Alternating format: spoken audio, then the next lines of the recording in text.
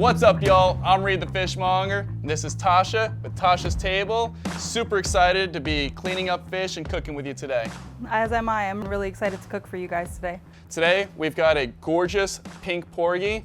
It's a super underrated local fish. Have you ever heard of or worked with pink porgy? Oh yeah, it's actually very popular. My family's from Lebanon overseas, and we eat this all the time. I like to bring it to the table as I had it at home. I love Lebanese food, and I can't wait to see what you're gonna be doing with this gorgeous pink porgy. And I heard you were gonna be making fish burgers out of this? Yeah, so we're gonna take a classic fillet of fish, and we're gonna chop it down, make some burgers out of it, some sides with it, and a couple other extras. I'm stoked. Let's get right to it. We're gonna pick up the fin, go behind the head at a hard angle, rest our knife right on top of the skeleton, and slide down, letting that skeleton guide your knife. Tip of the knife, go to the top of the spine. That way you can hit the second side without losing any of that meat. Let's separate the connection the pin bones make to the ribs. That way you can surf right down those rib bones. Look at that. No meat lost. All the ribs are left on the fillet. And that is a gorgeous fish. Look at that, clean, white meat. I'm super curious to see how this is gonna work out in burgers. Again, I normally use a steakier fish for burgers, but since we're using binders anyways, why wouldn't a light, mild, flaky fish work? We're gonna start at a hard angle, getting underneath that skin. Once we're underneath the skin, we're gonna have a flat knife. The reason why we have a flat knife instead of an angled down knife is we're gonna leave a little bit of that blood on the skin instead of the fillet. So you see that blood right there? That's not on the fillet. That's because you had a flat knife. You can see right here, that blood wouldn't have been there if you had a flat knife. So that's something I like to do when I'm trying to remove as much of the red as possible. When you're removing the pin bones, you want to find the last pin bone and go an inch past it. On pink porgy, the pin bones go down a little bit further than fish like grouper and snapper and other white meat fish. If you've ever cleaned a tilefish as well, those pin bones go down further. Separate, and beautiful. That right there is ready for Tasha to play with and turn into fish burgers. So when you're gonna make any fish burgers and you don't wanna use a food processor, it makes the texture very sticky and very baby food-like, to say the least, and I don't really like that. I like chopping this up nice and fine, almost like making a ground beef mixture. You don't like baby food? Nah. I'd save it for the babies. Okay, fair enough. So I'm just gonna go in and make some nice long strips with this pink porgy, and then we're gonna go back and we're gonna dice it up nice and fine. And don't be afraid to, quote, over chop, because you want that consistency, you want different size chunks, you want texture in your burgers, just like you would make a beef burger. Wow, this fish is so beautiful, guys. The translucence in the meat, this is gonna be banging. So this is one of the most sought after fish in Lebanese? Yeah. What? That is so cool. So would your mom like totally roast you for turning this into a burger? I like to stick to traditional flavors, but untraditional methods. Ooh, I love that. It's like, you know, the term modern American. Pretty much. So we're doing modern Lebanese. Hey, there you go. Well, you guys, we're about to have some modern Lebanese fish burgers. It's gonna be a first for me.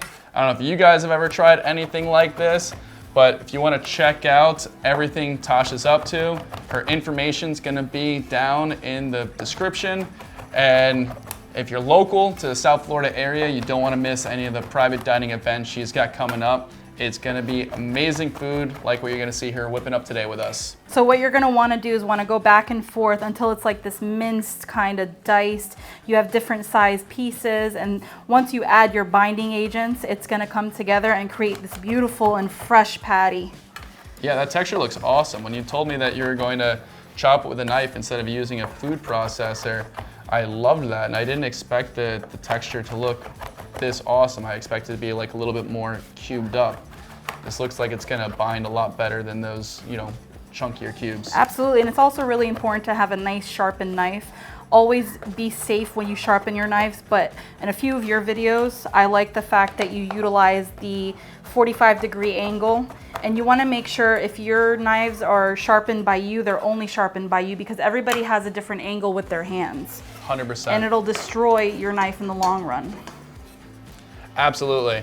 At Captain Clay's, it is a crime to sharpen someone else's knife.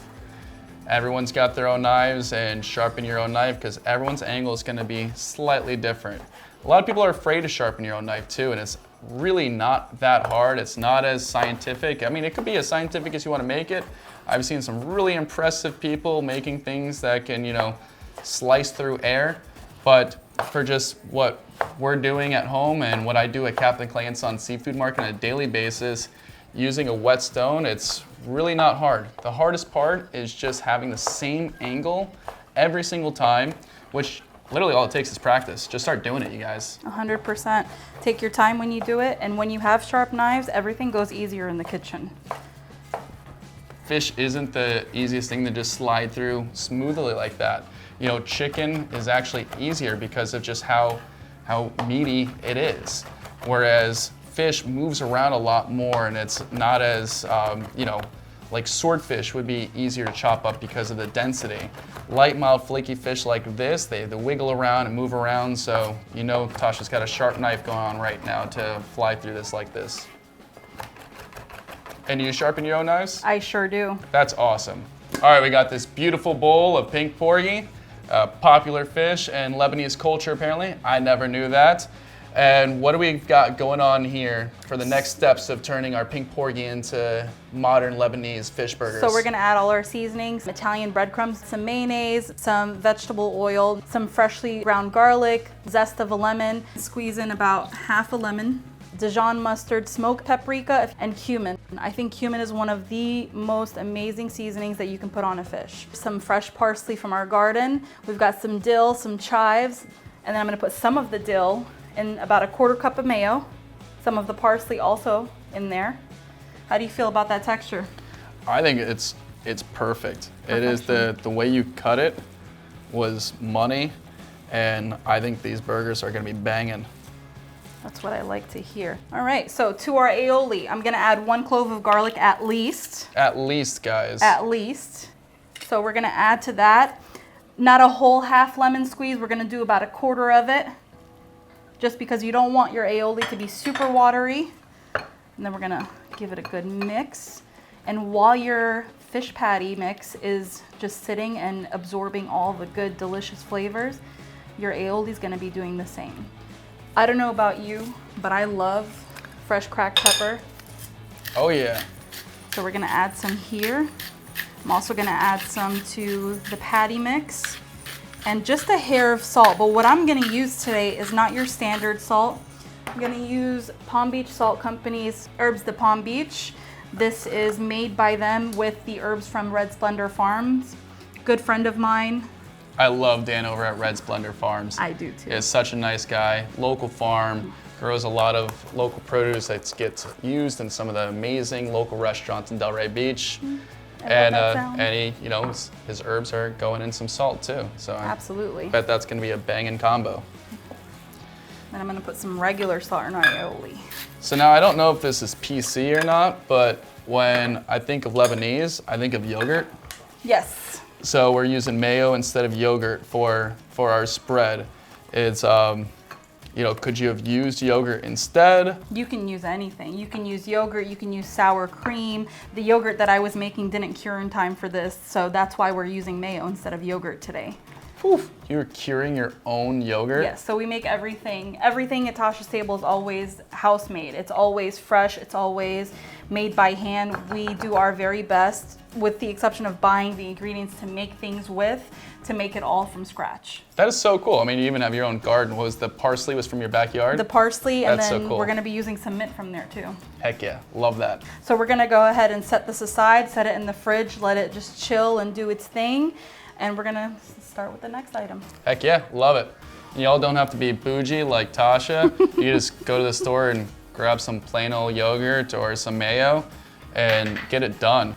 All right, We've got all the goodies in this bowl. Now we're gonna let it chill for a while. How long does this have to chill before it's ready to hit a pan? It can go anywhere between 10 to 30 minutes. I like to give it as much time as possible, so I usually leave it about 30 minutes. That way all the breadcrumbs, you know, are 100% hydrated. You can give it another mix right before you use it. That way if you feel like it's too loose, you can add a little more breadcrumb, leave it for another 10 minutes. If you feel it's ready to patty up, portion it out, patty it up, and let's throw it on a cast iron. All right, we've got all of that fish burger meat blended up. Now, what are we putting on top of our burger after we get it pattied out and cooked up? So we're gonna make a zingy slaw that's gonna go right on top of the burger. It's gonna complement the fish and the flavors that we put in the fish. And like I said before, you can always use anything you have in the cabinet. We have some corn that we're gonna throw in that slaw. And in our fridge, we had red cabbage, white cabbage, broccoli stems, and shredded carrots, 2 large mangoes, 2 bunches of cilantro, gonna add some lime juice, some celery salt. Some honey from my favorite Florida honeybees honey. They are local to Delray and you can use it on a lot of different things.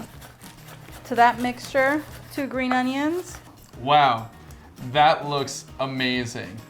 All right, let's clap some patties. All right, I just patty it back up into one and I'm literally just gonna go like this. And then we're gonna get 4 nice sized patties out of it. Perfect, love it. They're all gonna be a little bit different, a little bit thicker, a little bit thinner. And you don't want to overwork it, right? Right. Same thing when you're making crab cakes or hamburgers. You don't want to overwork it, but Tasha's is going to look a lot prettier than mine. So when you're making patties or crab cakes or anything of that nature, you kind of want to ball it up, and the reason being it binds it all together. So when you place it down and you kind of flatten it, it's still one piece and it doesn't break apart as much. Like mine. All right, you guys, we got our patties ready to go. Tasha's gonna throw these in the pan for us, and I am ready to eat. All right, let's get this done. All right, so we're gonna start with toasting our buns for our fish burgers. I like to use 1 pan as much as possible so there's less of a mess, and it's just an easy cleanup. In a well-seasoned cast iron, you can use a little bit of spray, you can use some avocado oil, some olive oil, whatever your preference is. Just because I don't want them so greasy, I'm gonna use just a little bit of spray to get some color on those buns before we get those patties going. But if you got that guap to drop, avocado oil, it's all the rage. Yes, it is. And it's got a high smoke point. You can use it at higher temperatures as well. So we're just gonna let these go a few minutes on either side, get a little color on them, get a little toast on them, and then we'll move, like I said, onto the patties. So now that we have our buns toasted, I sprayed down the pan a little bit more, and I'm gonna lower the heat just to not burn the patties. So then we're gonna start by placing each of the patties in nice and gently. Because although your binders are in there and it's holding it together, you do wanna be gentle. It's a fish at the end of the day, and you don't wanna break it apart. We're not heavy on breadcrumbs. There's no egg wash in here. And 2 of those were made by me, so they're very likely to fall apart. So yeah, definitely lay them out there gently. I think they'll do just fine. I like to keep my heat at about medium high. That way it cooks through. You're not overcooking it, you're not burning it, and you got a nice golden crust on the outside of your patties. So when you're cooking anything this flaky and this light in a cast iron, it kind of tells you when it's ready to flip too. So if you're having trouble lifting it, it might be stuck because it's not cooked yet and it's not ready to flip. These have some other ingredients in them will allow them to be flipped easily. That way you can check underneath it and make sure you're getting that crust that you want to get. This one needs a little bit more. You want more color all the way around. So we're gonna leave that there for a few more minutes, and then we're gonna flip them over and see what we can do for the other side. And you guys, this is not red meat, so pushing them like Tasha's doing is not pushing out all of your fat. Yeah. This is fish, and as long as you have it just cooked through, it should be nice and moist and delicious. You don't want to overcook fish, but the pushing on your patties is not going to make you lose out on any juices like a red meat. Yeah, so another reason I like to press them down is if they're all the same thickness, they'll finish at the same time. So you don't have to make sure that this one's cooked and that one's cooked. Cooking with something like fish or even chicken patties or ground turkey, things like that, you want to make them as consistent as possible. That way when you put one in, you take them all in and take them all out at the same time. you don't have to worry if one's undercooked, one's overcooked, and they're gonna be just as moist and as delicious as each other will be. Moist. Moist. So that one's got some really good color. We're gonna go ahead and flip that. Woo, that's pretty. That's what I'm talking about.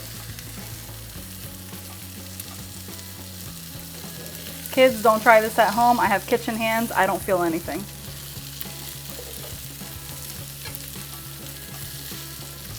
There we go. Those have some really beautiful color on them. They're gonna be flaky as if you're eating a fillet, but they're gonna have a bite as if you're eating a burger as well. Never made fish burgers with a light, mild, flaky fish like a Pink Porgy. And these are looking delicious. And Tasha, thank you so much for giving me a first ever.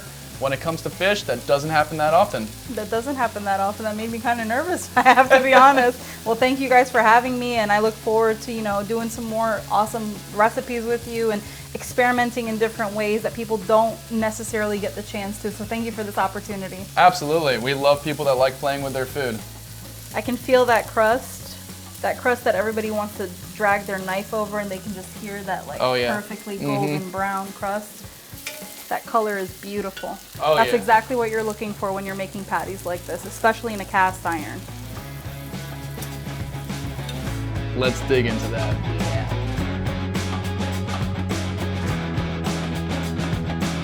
So I just want to point out, you can serve it with anything you'd like. I have some sliced pickled jalapenos here, some green onion as well if you like a little extra on there. And these are some Lebanese pickles. They're house pickled. They're wild cucumbers. They're about that long, and they have a zing to them. They're tart. They're ready to go. And then of course we have our plantains served with our fish burgers. Wow, that looks beautiful, Tasha. Thank you so much. I am so excited to dig in. And for those of you not in the biz, house pickles means she made them herself. Yes. These things are banging. I'm ready to eat. Oh. All right, guys. I got a lot of food to eat here, and I don't need you staring at me while I stuff my face. Clearly, I'm not the neatest eater, which, I'm guessing is making Tasha proud. She said these are supposed to be messy. These burgers are absolutely delicious. You guys follow the step-by-step process that Tasha took us through. Do this at home. Do yourself a favor. Doing this with a light, mild, flaky fish worked out perfectly. I'm not gonna front. I was a little sus, but this was banging. Anyways, you guys, down below is all of Tasha's information. Do yourself a favor and let her cook for you, because you will not regret it. Thanks for hanging out with us today, y'all. Have a killer day. Bye.